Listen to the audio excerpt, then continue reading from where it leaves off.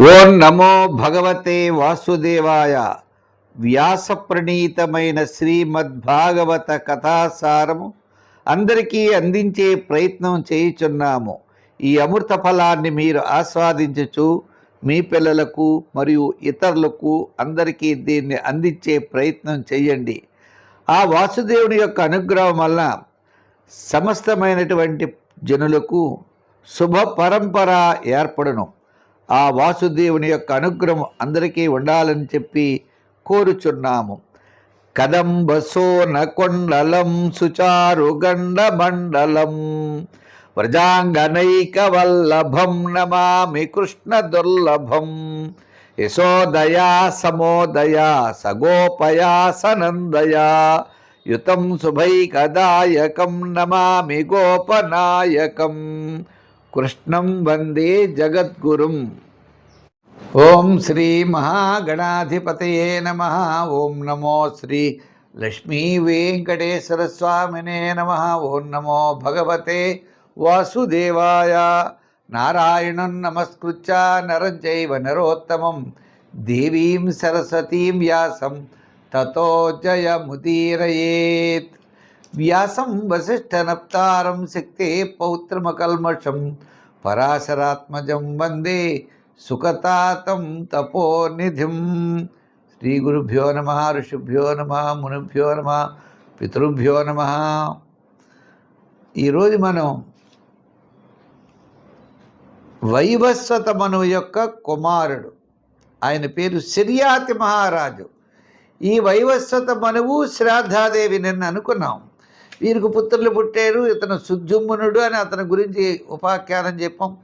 చాలామంది అయితే ఇతను మళ్ళా ఘోరమైన తపస్సు చేస్తే మంచి కుమారుడు కలిగాడు వీళ్ళకి. శ్రీమన్నారాయణ యొక్క అనుగ్రహంతో కలిగినటువంటి వాడు. ఈయన పేరు శర్యాతి మహారాజు అన్నమాట అండి. శర్యాతిర్మానవో రాజా బ్రహ్మిష్ఠా సబభూవ. ఈ శర్యాతి మహారాజు ఎటువంటి వాడు అనుకున్నాడు? వేదార్థ నిష్ట గలవాడు, మహాపండితుడు. ఈ యొక్క యజ్ఞాలు అవనివ్వండి, ఏదవనివ్వండి, చాలా గొప్ప శక్తి సంపన్నుడు శర్యాతి మహారాజు. సౌందర్యవతి అనేటువంటి సుకన్య అనే ఒక అమ్మాయి, చక్కని అమ్మాయి ఉంది. ఏం చేశాడంటే శర్యాతి మహారాజు ఒకరోజు అమ్మాయి వనంలో అలా పెడదామని చెప్పి తన కూతుర్ని తీసుకుని వనంలో తిరుగుతూ చవన మహర్షి యొక్క ఆశ్రమానికి వచ్చారు. సుకన్యా నామ తస్యాసీత్ కన్యా కమలలోచన.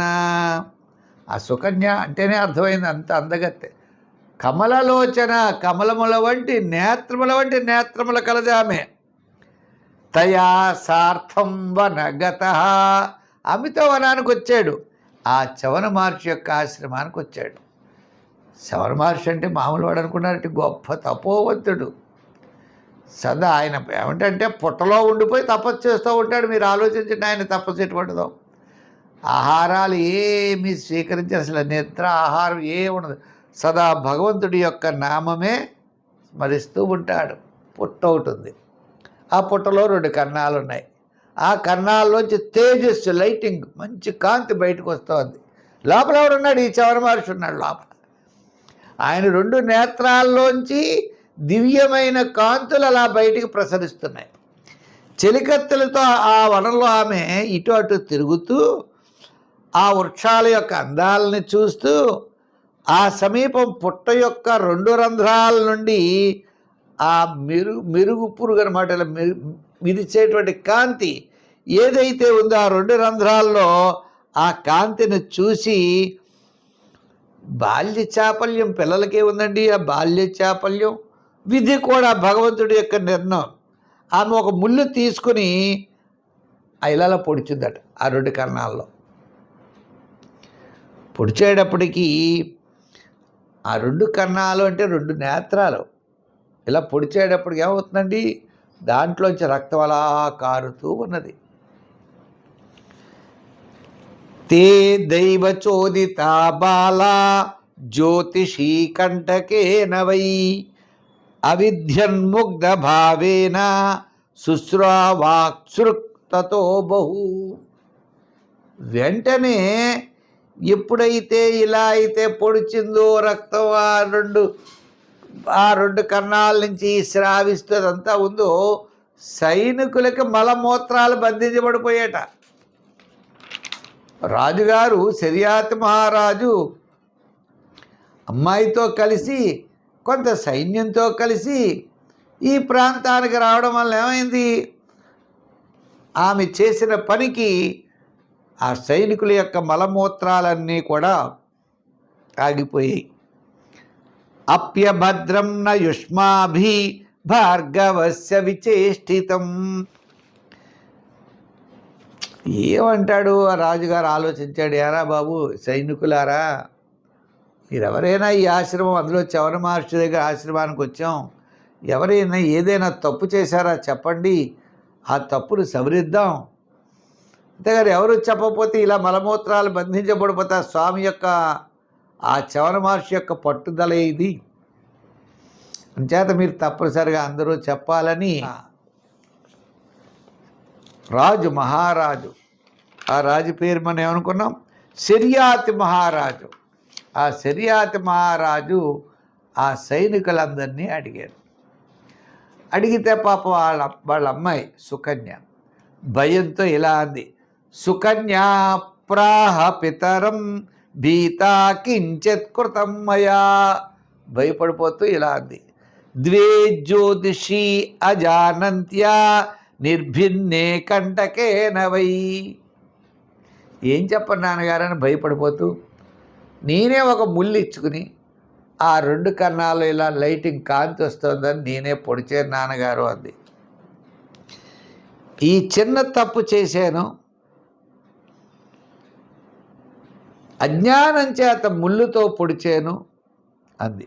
ఆ కూతురు మాటలు విన్నటువంటి ఆ శర్యాతి చాలా ఆందోళన చెందాడు. చూసారా, ఆమెకు ఊరికే ఆ రెండు లైటింగ్ వస్తుందని పొట్టలు కదా అని ఇలా పొడిచింది. అంటే పొట్టలో ఎవరు మహర్షి ఉంటాడని పాపం ఆమెకి తెలియదు. కానీ శర్యాతి మహారాజు వాళ్ళ అమ్మ ఇలా చెప్పేటప్పటికీ చాలా ఆందోళనకు గురైపోయాడు. వెంటనే అతడు పుట్టలో ఉన్నటువంటి ఆ చవన మహర్షిని స్తుతించుచు ఆ మునిని ప్రసన్నునిగా చేసుకోవాలని అనుకున్నాడు. దుహితు తద్వచ శ్రుత్వా శర్యాతిర్జాత సాధ్వస మునిం ప్రసాదయామాస వల్మీకాంతర్హితం శనై. వల్మీకాంతర్హితం పుట్టలో ఉన్నటువంటి మునిం ప్రసాదయామాస, మునిని వేడుకొన్నాడు. ఇంకా చవన మహర్షి కోరాడు, నేను బ్రహ్మచారిని, నువ్వు ఏ అమ్మాయి అయితే పొడిచిందో అమ్మాయినిచ్చి నాకు వివాహం చెయ్యి అన్నాడు. తప్పనిసరిగా ఆ పిల్లనిచ్చి ఆ చవన మహర్షికి వివాహం చేశాడు. ఇది చాలా కష్టం. అతను చూస్తే చాలా ముసలివాడు. చవన మహర్షి అంటే ఎప్పుడో కొన్ని వేల నుంచి సంవత్సరాల నుంచి తపస్సు చేస్తున్నవాడు. నా కూతురా చిన్నపిల్ల అనుకుని ఇంకేం అనుకోలేదు. ఈ కష్టం నుండి మనం బయటపడాలి అంటే ముందు అతనికి ఇచ్చి వివాహం చేయాలని ఆ చవన మహర్షికి సుకన్యనిచ్చి వివాహం చేశాడు. అతని యొక్క అనుమతి తీసుకుని తన నగరానికి చేరేడటండి.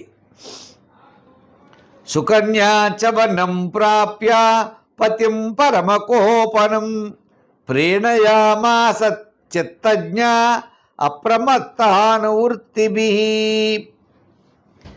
చవన మహర్షి అంటే చాలా కోపిష్టివాడు. ఈ సుకన్య చాలా చిన్న పిల్ల. మరి ఏం చేస్తుంది? భర్త యొక్క కోపాన్ని తెలుసుకుని భర్తకు అనుగుణంగా ఆ చవన మహర్షి చెప్పినట్లుగా ఆమె చేస్తూ ఉన్నదట, ఆయన్ని సేవిస్తూ ఉన్నది. ఇలా కొంతకాలం గడిచింది. ఈ చవన మహర్షి ఎలా ఉంటాడు? ముసలివాడు. ఈ సుకన్య చాలా చిన్నపిల్ల. అయినా సేవిస్తూ భక్తికి కోపం రాకుండా పతి సేవా పరాయణురాలై ఆయనకి తగినట్లుగా ఈమె మసులుకోవడం ప్రారంభం చేసింది. ఈ చవన మహర్షి సుకన్య ఇలా కొంతకాలానికి అనుకోకుండా వారి దగ్గరికి అశ్విని దేవతలు వచ్చారు. ఈ చవన మహర్షి యొక్క ఆశ్రమానికి అశ్విని దేవతలు వచ్చారు. వచ్చేటప్పుడుగా మహాముని అశ్విని దేవతలను పూజించారు, సత్కారాలు చేసి ఆ చవన మహర్షి అశ్విని దేవతలను అడిగాడు. అశ్విని దేవతలు అంటే ఎవరనుకుంటున్నారు? దేవతల యొక్క వైద్యులు. దేవతలు వారికి దేవతలు వాళ్ళని పూజిస్తూ ఉంటారు కూడా. అశ్విని దేవతలు అంత గొప్పవారు. ఆరోగ్యం బాగుండాలంటే మనం అశ్విని దేవతలు పూజించాలట. దేవతలకే వారు గురువులు, దేవతలకే వాళ్ళు ఏమైనా చేయగలరు. ఈ అశ్విని దేవతల్ని ఈ చవన మహర్షి అడిగాడు. ఈ చవన మహర్షి ఎలా ఉన్నాడు? నరాలన్నీ పైకి ఉబ్బుపోయి ఉన్నాడు, శరీరం ఏమీ లేదు, ఎముకలే ఉన్నాయి. మాంసాదులేం మొత్తం ఎడవేళ్ళ తపస్సులో కూర్చుంటే ఇంకేముంటుందండి? జుట్టు నెరిసిపోయింది, ముసలాడు కదలలేడు, నీరసము కదలలేనటువంటి పరిస్థితిలో ఈ చవన మహర్షి ఉన్నాడు. ఈయన ఏమని అడిగాడు? మీరు సర్వసమర్థులయ్యా, నాకు యవ్వనాన్ని ప్రసాదించండి అని అడిగాడు. నాకు యవ్వనాన్ని ప్రసాదించండి. ఇటువంటి యవ్వనము నా యవ్వనాన్ని చూసి యువతలు ఇష్టపడేటట్లుగా, స్త్రీలు ఇష్టపడేటట్లుగా అటువంటిది కావాలి అని అడిగాడు. అయితే మీరు అలా చేస్తే మీకు సోమరస పానాన్ని నోచుకోనేటువంటి మీకు యజ్ఞయాగాది క్రతువుల్లో సోమపానం మీరు ఆస్వాదించేటట్లుగా, సోమపాన అర్హతులుగా నేను మిమ్మల్ని చేస్తాను. అశ్విని దేవతలకు ఒక మాట చెప్పాడు. ఎవరు? ఈ చవన మహర్షి. దాన్ని కల్పిస్తాను అని చెప్పి చవన మహర్షి చెప్పాడు.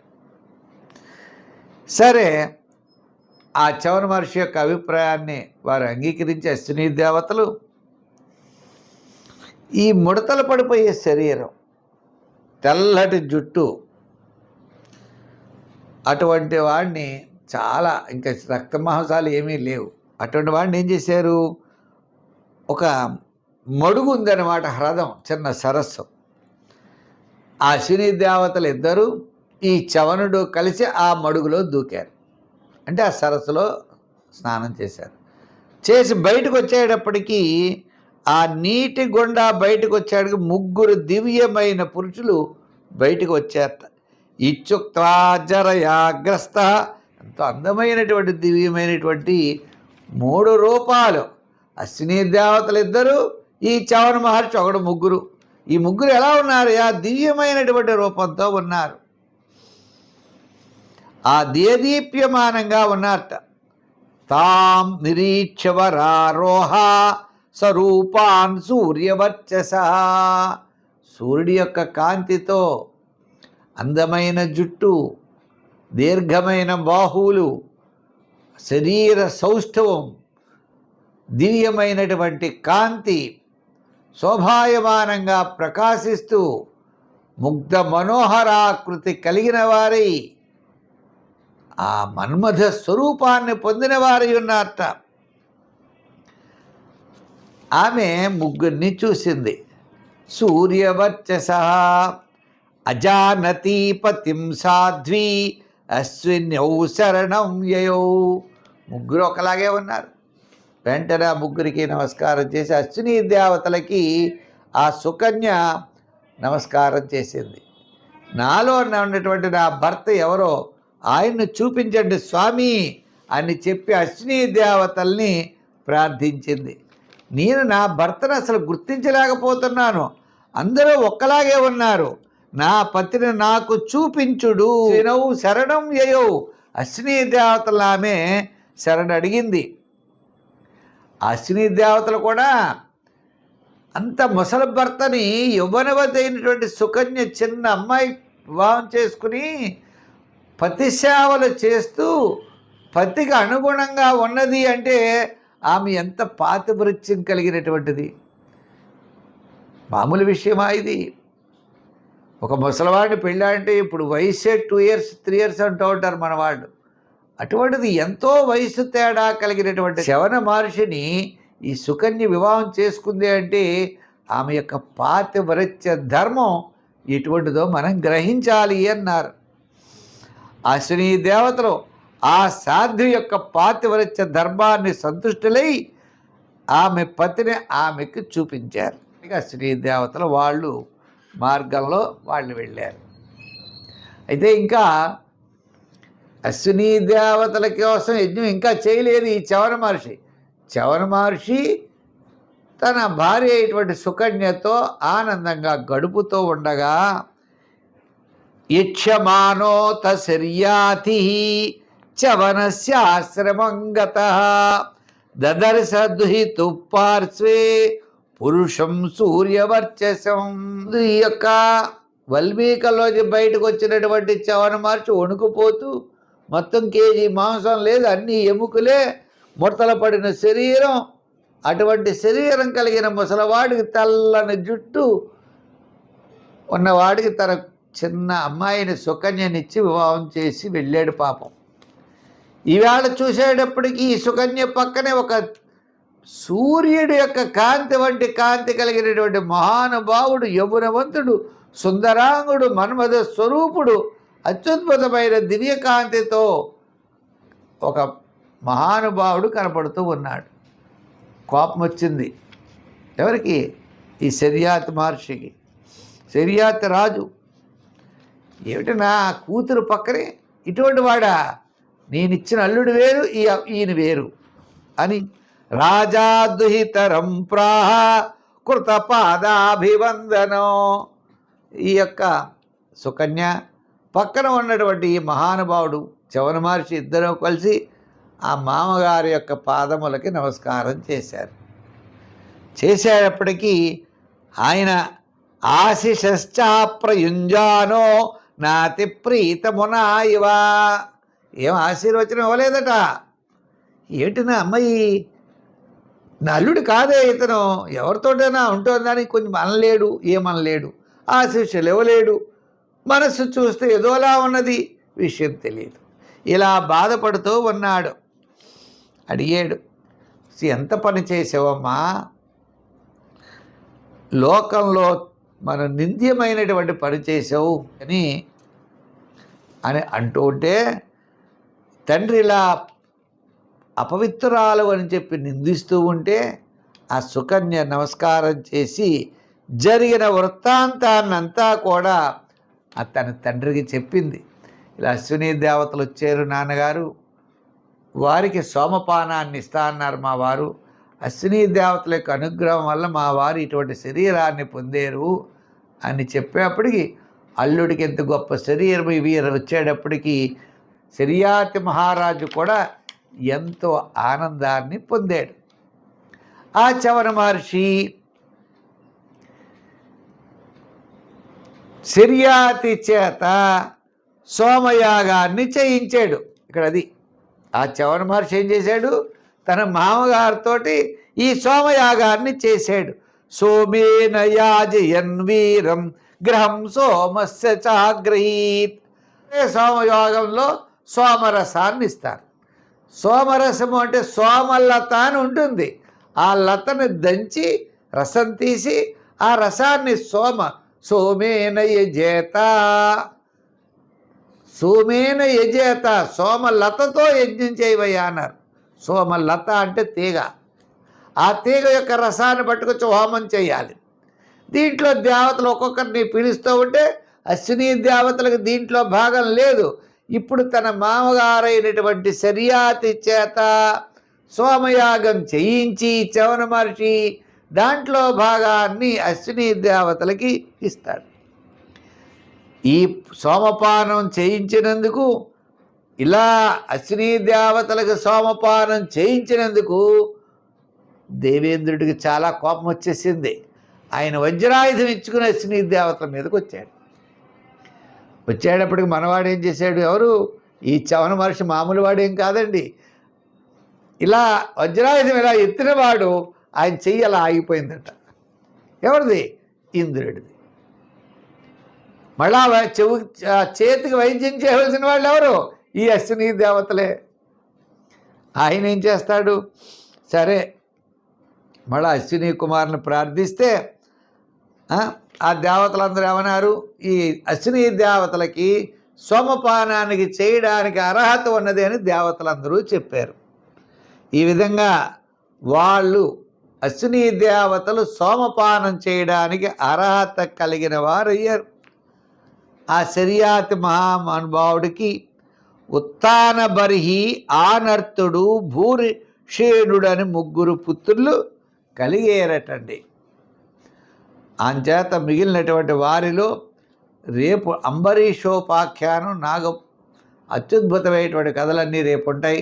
అవి తప్పనిసరిగా మనం తెలుసుకుందాం.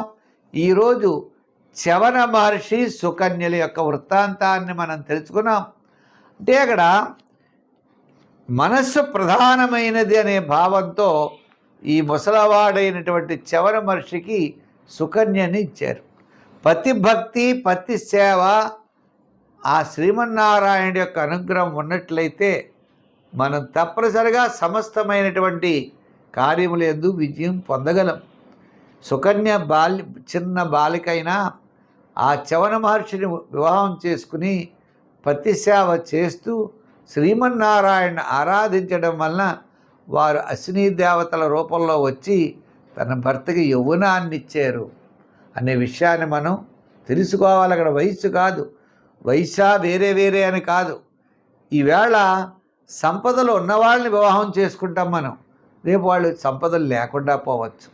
ఈవేళ ఏమీ లేని వాడిని వివాహం చేసుకుంటాం, వాడు రేపు గొప్పవాడు కావచ్చు. ప్రతి మనిషి యొక్క వరుడికి ముఖ్యంగా ఉండవలసింది ఏమిటి అంటే విద్య, జ్ఞానము, ప్రయోజకత్వము, ఈ 3 ఉండాలి. ప్రయోజకత్వం లేకపోయినా, విద్య లేకపోయినా రేపొద్దున అతని వల్ల ఉపయోగం ఏమున్నది? అంచేత సంపదలు ప్రాధాన్యత కాదు, అంటే అతని యొక్క గుణగణములు చాలా ప్రధానమైనటువంటివి. మన నిర్ధారణ చేసుకుని వారి యొక్క వ్యక్తిత్వము, క్యారెక్టర్, స్వభావము ఇవన్నీ కూడా చాలా ప్రధానమైనవి. పైన వాటికి ఆకర్షించబడకుండా అంతర్గతమైనటువంటి మనస్సును గ్రహించి మనం నడవాలి అనేటువంటి విజ్ఞానాన్ని మనకి వ్యాస భగవానుడు అందించినటువంటి రోజు. దీనికి నిదర్శనమే చవన మహర్షి సుకన్యల యొక్క వృత్తాంతం అని తెలియజేస్తూ, రేపు అంబరీషుడి యొక్క వృత్తాంతం. ఆయన ఎంత గొప్ప విష్ణు భక్తుడో, అంటే విష్ణువు తన భక్తుల గురించి ఏమి చేయగలడు అంటే ఏదైనా చేయగలడని నిరూపించినటువంటి వాడు అంబరీషుడు. అటువంటి వృత్తాంతాన్ని మళ్ళా మనం రేపు తెలుసుకుందామని తెలియజేస్తూ, సర్వే జనా సుఖినో భవంతు. స్వస్తి.